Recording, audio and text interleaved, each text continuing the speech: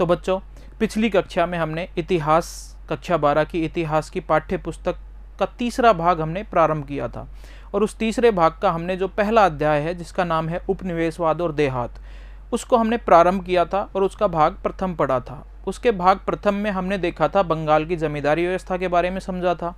बंगाल में उपनिवेशिक शासन जब स्थापित हुआ तो उन्होंने भू राजस्व व्यवस्था में क्या नए परिवर्तन किए। आज हम उसी अध्याय के भाग 2 में राजमहल की पहाड़ियों में रहने वाले आदिवासी संथाल और पहाड़िया लोगों के बारे में, उसके बाद हम दक्षिण में दक्कन की व्यवस्था के बारे में समझेंगे। तो आइए हम शुरू करते हैं। तो देखिए, कुदाल और हल ये आदिवासी लोगों से संबंधित है थोड़ा। राजमहल की पहाड़ियाँ हैं कहाँ? तो राजमहल की पहाड़ियाँ देखिए झारखंड में है।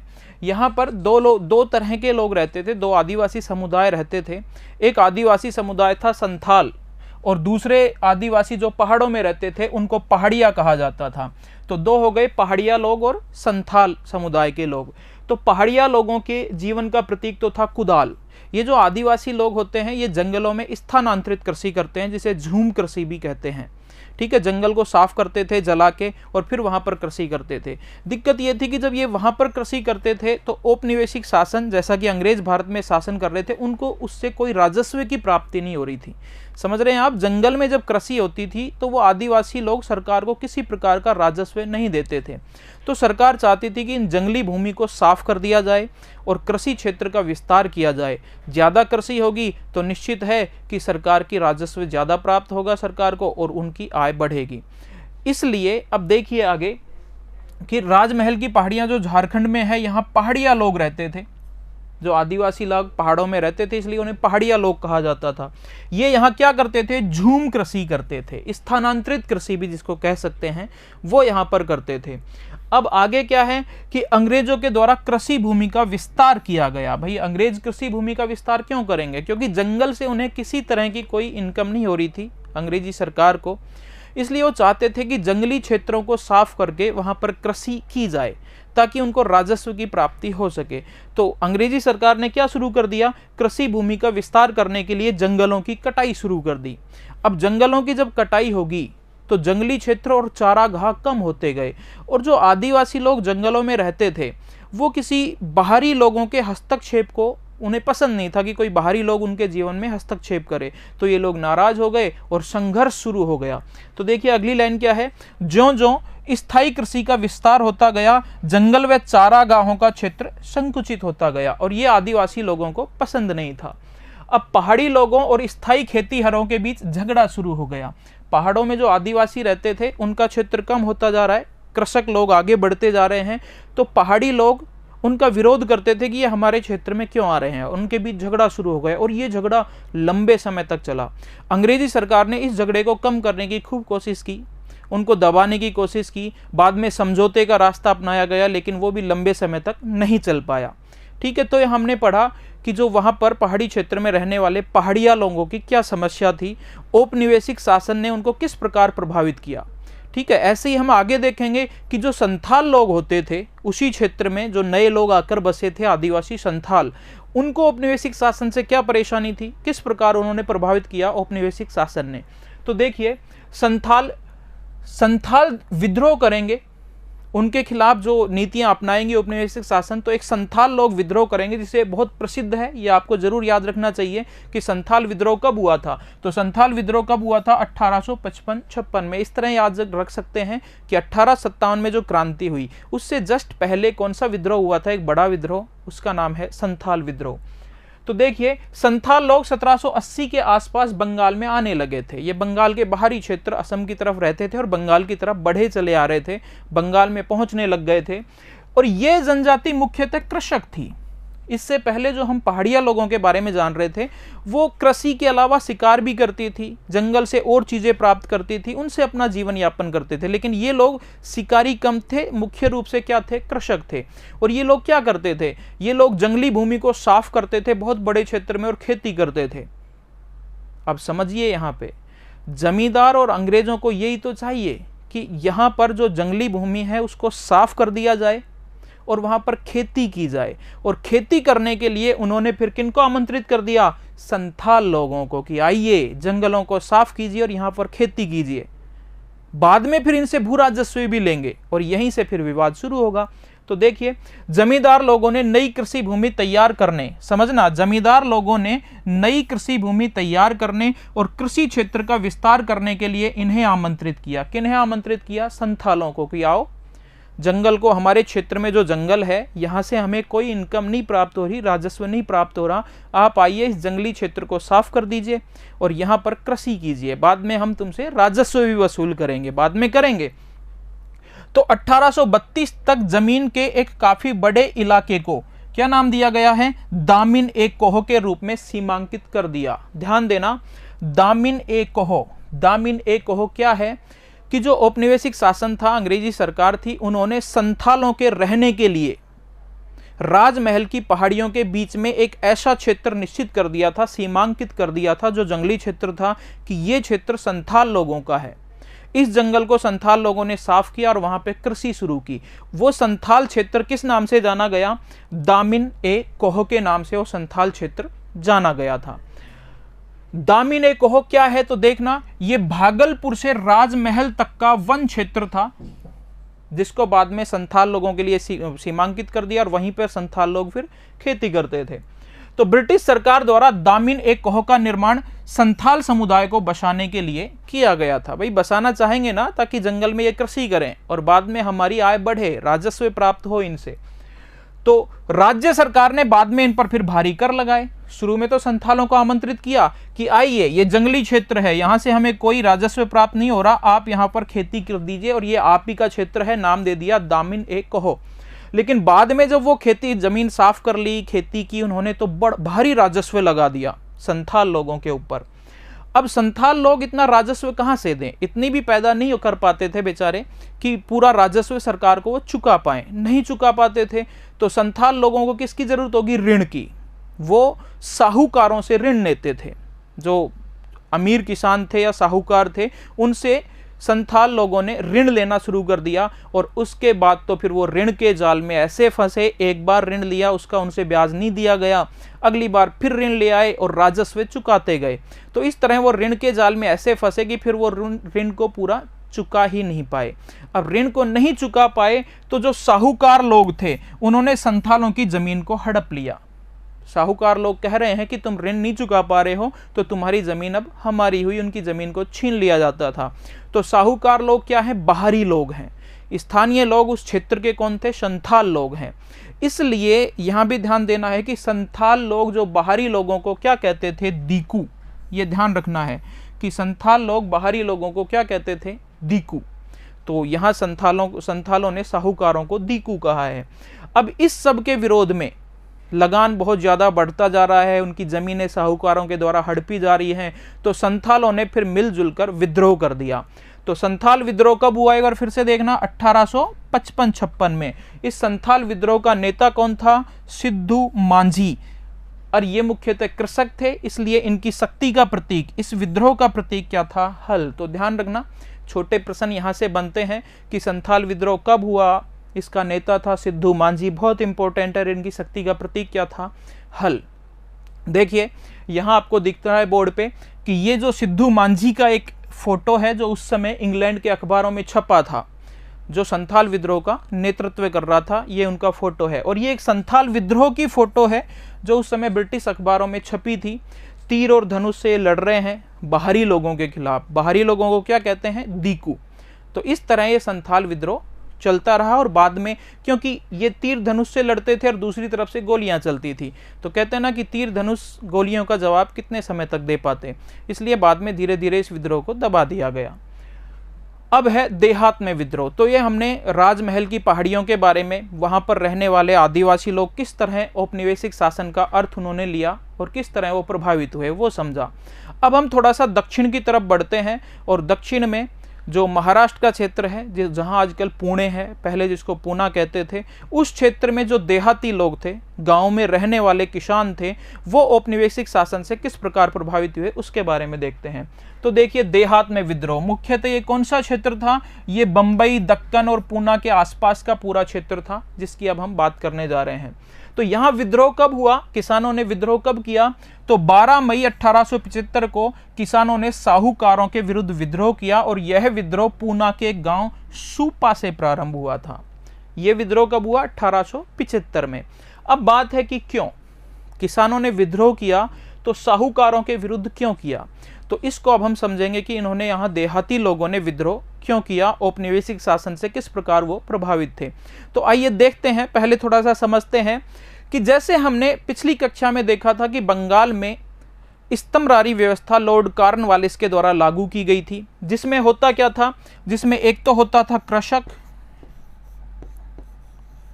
और कृषक किसको लगान देता था, कंपनी को या कह दें सरकार को, और सरकार उस समय अंग्रेजों की थी तो उनको लगान देता था।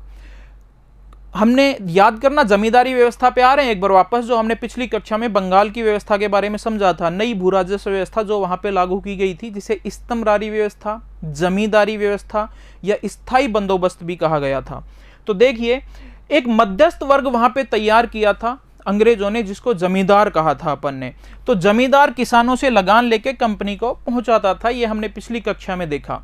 अब की बार कंपनी ने यह निश्चित किया कि हम किसी मध्यस्थ को नहीं रखेंगे, सीधे किसानों से कंपनी लगान वसूल करेगी। और किसानों को क्या नाम दिया गया था, रैयत, रैयत भी कहा जाता था किसानों को। इसलिए ये जो नई व्यवस्था दक्कन में लागू की गई, इसको कहा गया था रैयतवाड़ी बंदोबस्त।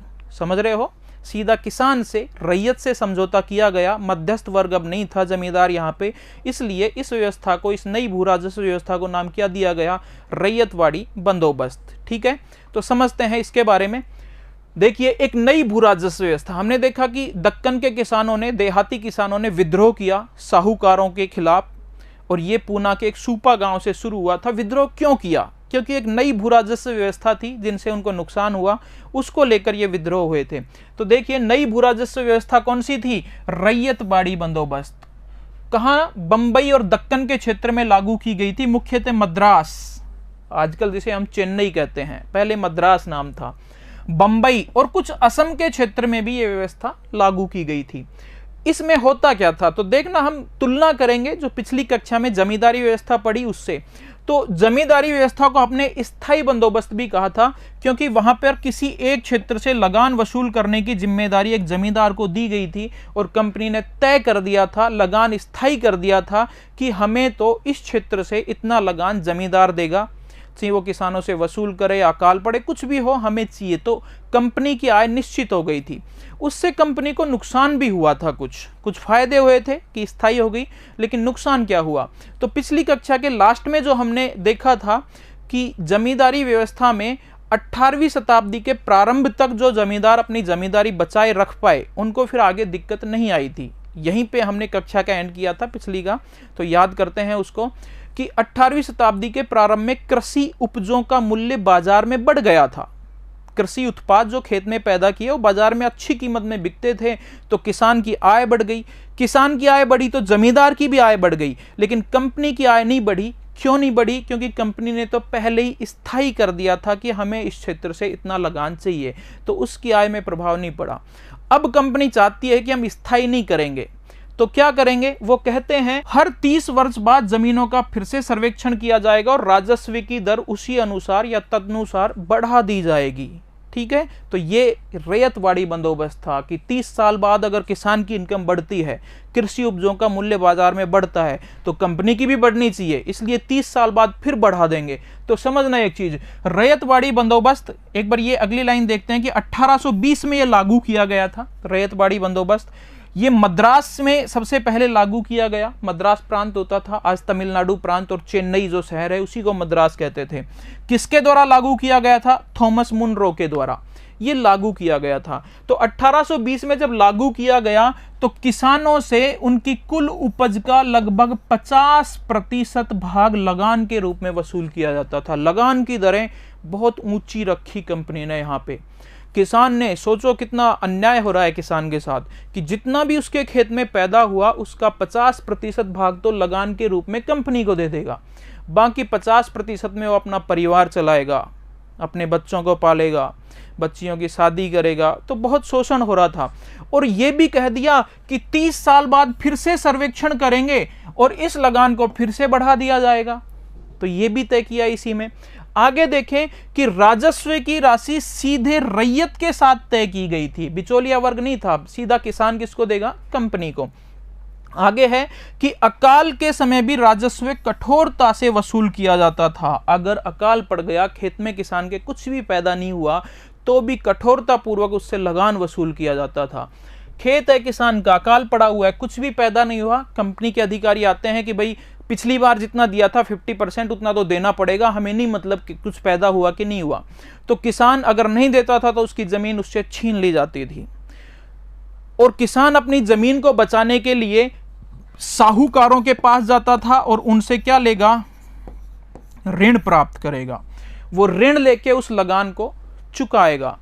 फिर उस ऋण को चुकाने के लिए अगली साल खेती करता था, लेकिन फिर जब कुछ पैदा भी हुआ, बारिश हुई, अकाल नहीं पड़ा, अगले साल पैदा हुआ, लेकिन 50% तो कौन ले जाएगी? कंपनी।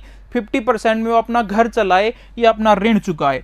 तो इस तरह फिर ऋण और ऋण का ब्याज और फिर ब्याज पे ब्याज, चक्रवृद्धि ब्याज बन के ऐसा ऋण के जाल में उलझा किसान कि उसका जीवन दूभर हो गया और परेशान होकर उसने क्या किया? फिर विद्रोह कर दिया। ठीक है, तो देखते हैं आगे।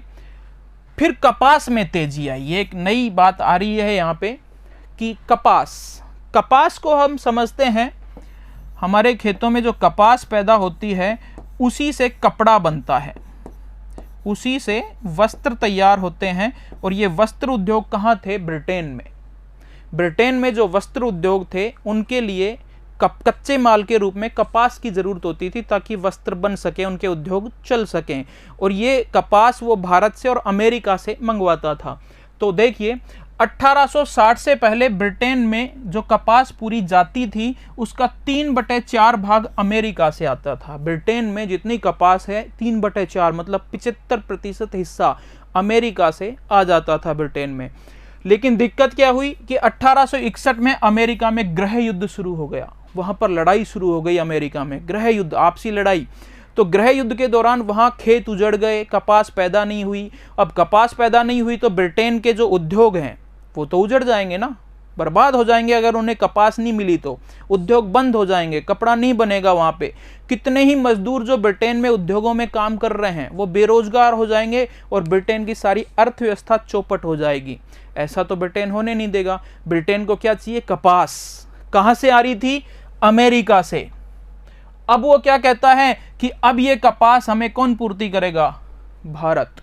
भारत के किसानों से कहा गया कि आप कपास पैदा करो, क्योंकि कपास की जरूरत है ब्रिटेन को। यही तो होता है कि निर्बल राष्ट्र भारत है और उसके संसाधनों का अपने हित में प्रयोग करता है, शक्तिशाली राष्ट्र। और इसी को क्या कहते हैं? उपनिवेशवाद। पहली कक्षा में हमने ये परिभाषा पढ़ी थी। तो देखिए ब्रिटेन है, ब्रिटेन में किसकी फैक्ट्रियां हैं? सूती वस्त्र की बहुत सारी फैक्ट्रियां हैं।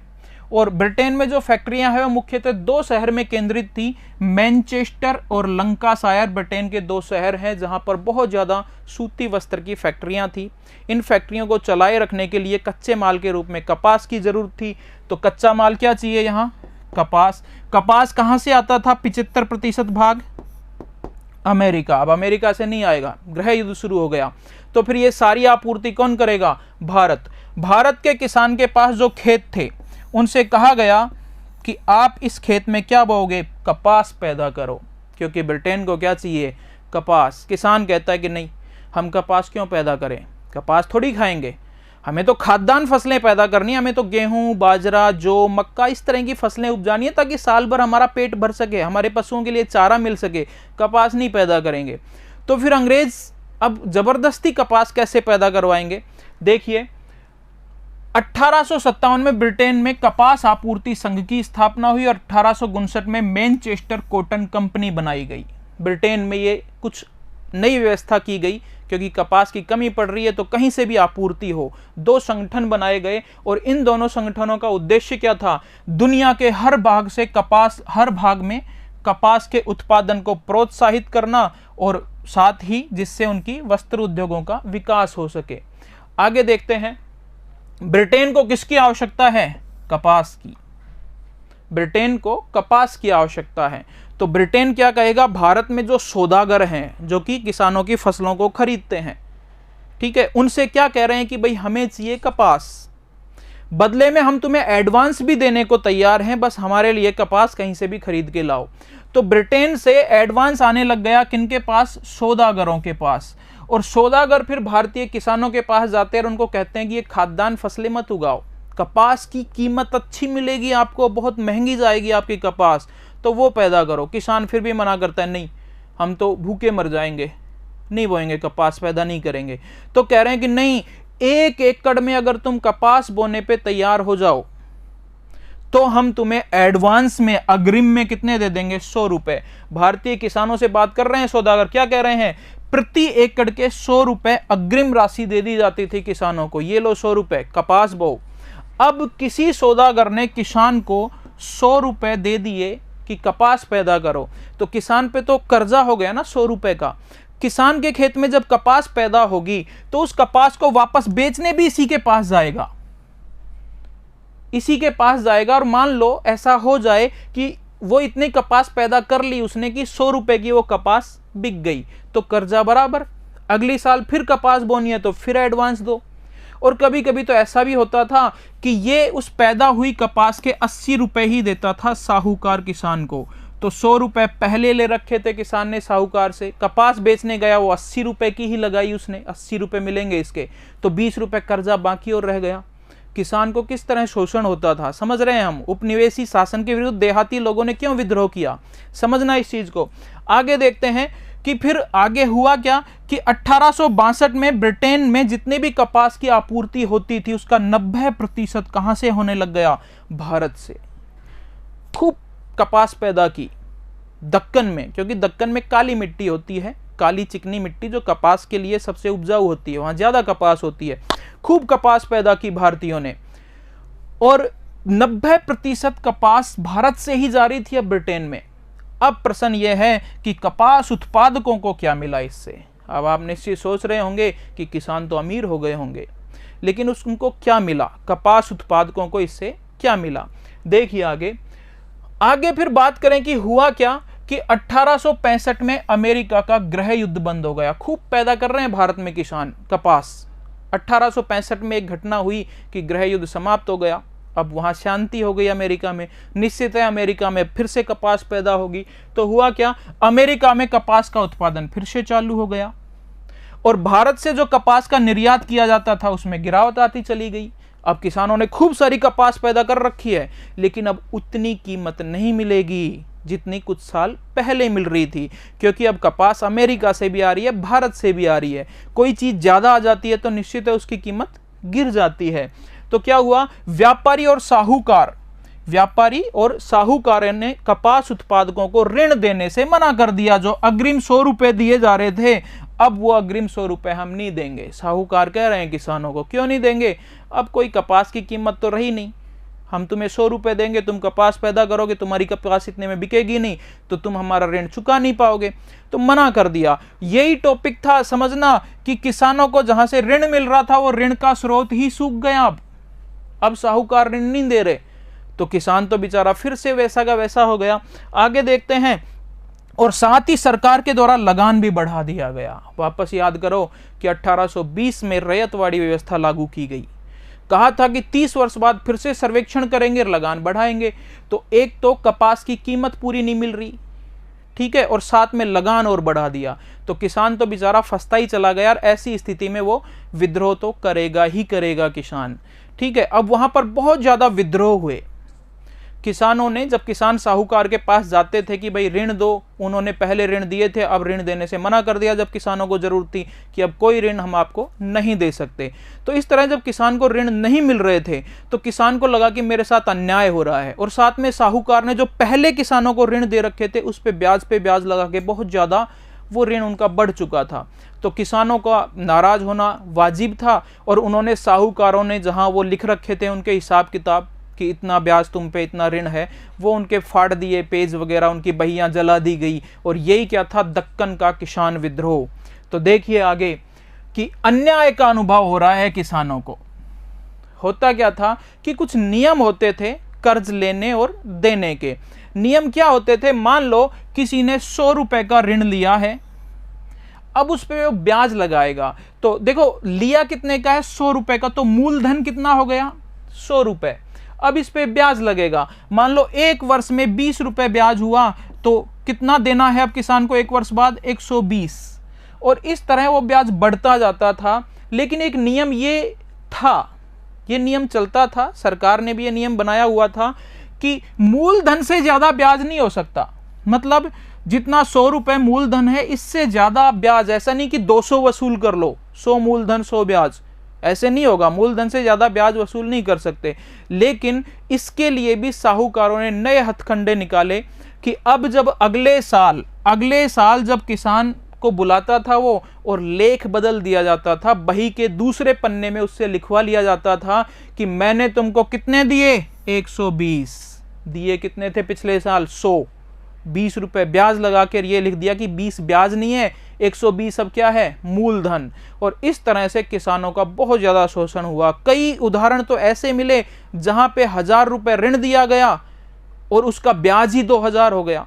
ऐसे भी उदाहरण हमें मिले हैं। अब ऐसी स्थिति में किसान क्या करता था? ऋण नहीं चुका पाता था। तो ऋण नहीं चुका पाता था तो किसान की जो जमीन है, उनके बैल हैं, इन सब को वो साहूकार को दे देता था। साहूकार के पास जाएगा कि भाई मेरे पास नहीं है इतने पैसे, एक काम करो। साहूकार कहेगा तो एक काम करो, अगर आपके पास पैसे नहीं है तो आपके बैलगाड़ी वगैरह है, ये अब मेरी हुई। साहूकार ताकतवर होते थे, उनके पास लठैत होते थे, बहुत सारे लोग होते थे, किसान को पीटते थे और उनकी छीन लेते थे बैलगाड़ी वगैरह। अब बैलगाड़ी उसकी छीन लाए, फिर किसान आता था कि मुझे बैलगाड़ी दे दो, तो साहूकार कहता था बैलगाड़ी तो मेरी हो गई, अगर तुम्हें खेती करनी है, बैलगाड़ी चाहिए, तो इसके लिए तुम्हें मुझे भाड़ा देना होगा।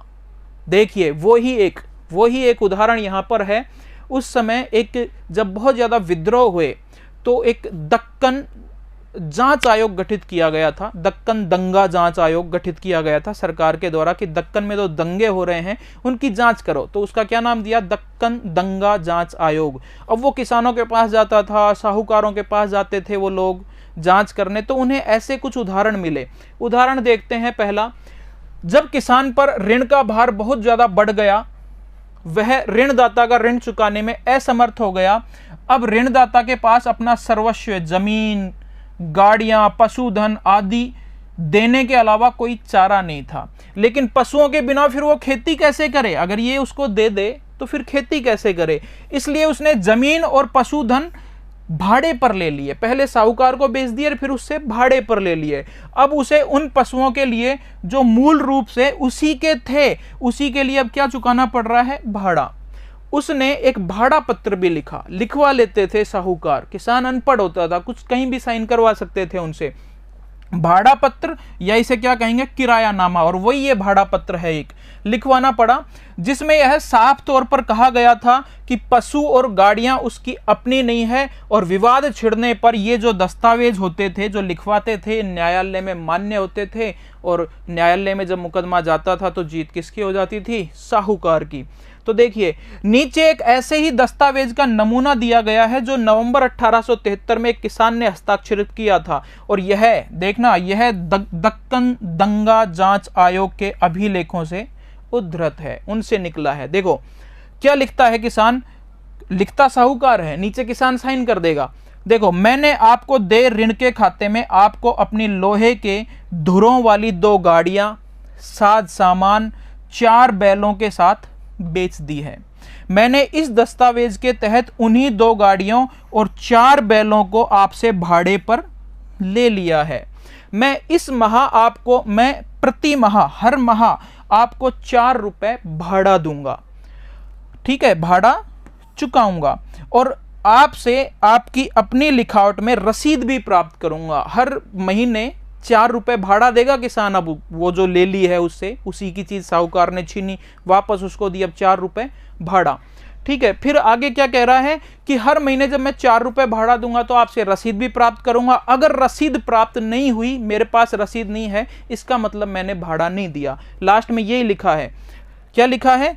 रसीद न मिलने पर यह दलील नहीं दूंगा कि किराया नहीं चुकाया गया।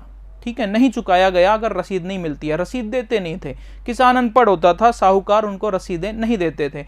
ऐसा ही एक और उदाहरण देखते हैं हम, दक्कन दंगा जांच आयोग ने जब जांच की तो उसके सामने आया, ऐसा ही एक और उदाहरण है, कर्ज कैसे बढ़ते जाते थे किसानों के। देखते हैं, दक्कन दंगा जांच आयोग को दी गई अपनी याचिका में एक रैयत ने यह स्पष्ट किया कि ऋणों की प्रणाली कैसे काम करती थी। किसान ने बताया है दक्कन दंगा जांच आयोग को, क्या बताया है, एक साहूकार अपने कर्जदार को एक बंद पत्र के आधार पर कितने रुपए देता है, 100 रुपए लिखवा लेता है कि मैं आपको कितने रुपए दे रहा हूं, 100 रुपए। क्या होता है उसमें 2-3 आने प्रतिशत की मासिक दर से उधार देता है, मतलब यह ब्याज रहेगा 2-3 आने प्रति माह। कर्ज लेने वाला इस रकम को बॉन्ड पास होने की तारीख से 8 दिन के भीतर वापस दूंगा।